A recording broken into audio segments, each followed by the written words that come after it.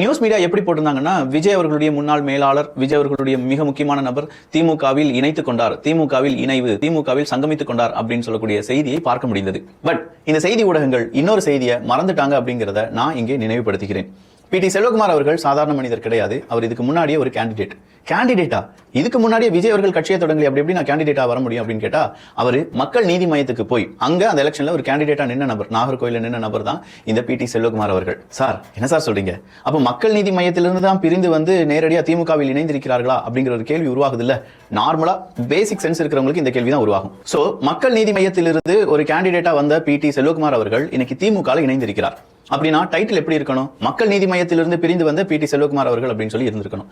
Wait, மக்கள் நீதி மையம் யார் கூட அலைன்ஸ்ல இருக்காங்க? சார், கமலஹாசன் அவர்களே ராஜ்யசபா எம்பி ஆயிட்டார். எந்த கட்சியிலிருந்து? திமுகவில் இருந்து. உண்மையிலேயே ரிமோட் எல்லாம் போட்டு உடைச்சாரு, டிவி எல்லாம் போட்டு உடைச்சாரு. அந்த மனுஷன் எங்க அப்படின்னு கேட்டா, ரிமோட்டை யாரோ தூக்கிட்டு போயிட்டாங்க. நான் இப்போ முக்கியமான ஒரு இடத்துல கூட்டணி வச்சிருக்கேன், இது காலத்துக்கு தகுந்த கூட்டணி, இதுதான் மக்களுக்கு தேவையான கூட்டணி, இந்த கூட்டணியை விட்டா வேற எந்த கூட்டணியும் இப்போது தமிழ்நாட்டை காப்பாற்ற முடியாது அப்படின்னு சொல்லி ஏகப்பட்ட வசனங்கள் புரியாத மாதிரியே பேசக்கூடிய ஒரு நபர் கமலஹாசன் அவர்கள். அந்த கமலஹாசன் அவர்களுடைய கட்சியில் இருந்தவர் தான் பி.டி. செல்வகுமார் அவர்கள்.